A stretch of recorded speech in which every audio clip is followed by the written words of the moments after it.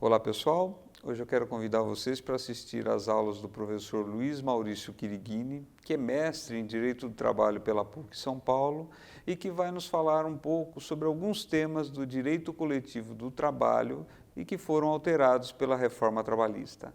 Boa aula a todos. Olá pessoal, o tema da nossa aula de hoje é o direito coletivo do trabalho com o enfoque dado pela reforma trabalhista. Antes da gente falar sobre o que foi modificado no que diz respeito ao direito coletivo do trabalho pela reforma trabalhista, é importante a gente pontuar, assim, em linhas gerais, qual que é o conceito do direito coletivo do trabalho, né? E é muito interessante a gente ter em mente que o direito coletivo do trabalho advém de um princípio, que é o princípio da autonomia privada coletiva. O que isso quer dizer? Quer dizer que as partes de uma relação de emprego têm a faculdade de criar normas suplementares às já existentes como fontes formais de direito, sem a necessidade de intervenção de uma terceira parte, como, por exemplo, o Estado, o Poder Legislativo. Isso é único no direito, né?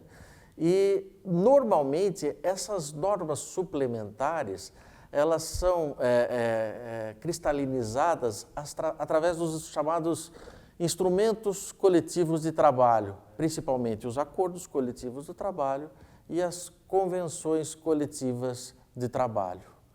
Pois bem, muitas vezes o julgador trabalhista se depara com um conflito de normas, porque as normas existentes nesses instrumentos coletivos do trabalho, as cláusulas existentes nesses instrumentos coletivos do trabalho, têm natureza jurídica de norma. Vale tanto quanto norma, quanto um artigo da CLT tem o mesmo valor. Portanto, muitas vezes o julgador trabalhista se depara com um conflito de leis, um conflito de normas. Uma norma coletiva de um lado, dizendo algo diferente sobre o mesmo tema em relação, por exemplo, a um artigo da CLT. Diante desse conflito de normas, como era a forma de solucionar esse impasse antes da reforma trabalhista? Pois bem, antes da reforma trabalhista, o julgador se ancorava no princípio da proteção, que tem por regra o chamado indúbio pró-operário, ou seja, na existência de duas normas conflitantes entre si sobre o mesmo tema, deve prevalecer aquela que prejudique menos o trabalhador. Era assim que se pensava e que se interpretava o direito do trabalho antes da reforma. Agora, a forma de solucionar esse conflito é diferente. Criou-se a máxima segundo a qual o negociado deve prevalecer sobre o legislado. Como funciona isso? O artigo 611-A da CLT estabelece essa regra.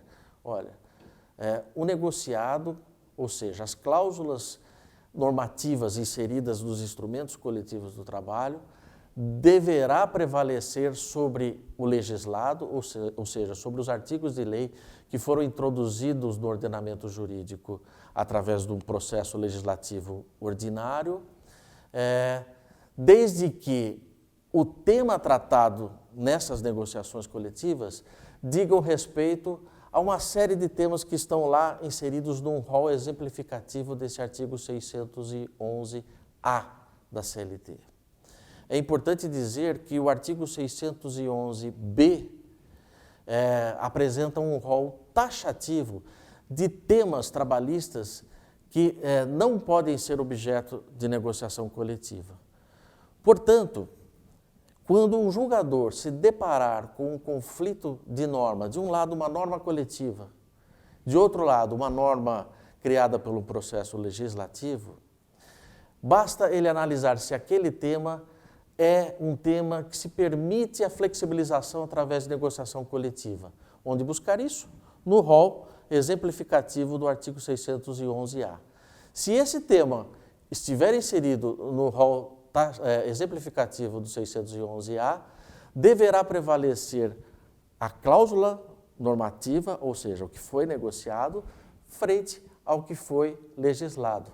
Veja, mesmo que numa primeira análise, essa norma coletiva seja, em princípio, prejudicial, mais prejudicial ao trabalhador que o artigo introduzido no ordenamento jurídico pelo processo legislativo.